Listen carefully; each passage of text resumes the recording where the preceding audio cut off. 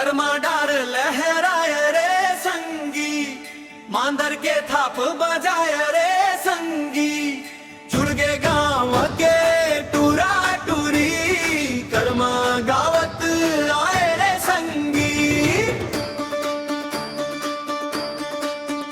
हो कर्मा रे कर्मा नाचे जंगल के हरियाली, हो कर्मा रे कर्मा गूंजे गली गली खुशहाली।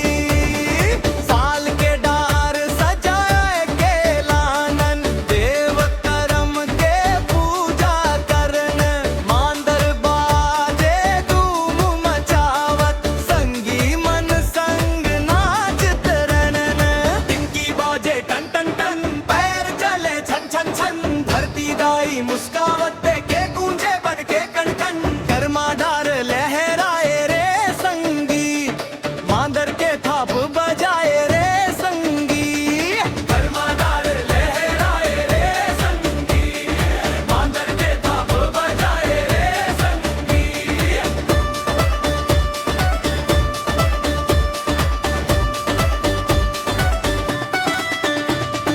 धान के बाली झूमत दिखत थे, नदी नाला गीत सुना थे, बयाने है भाईचारा, कर्मा सबला जोर बना थे।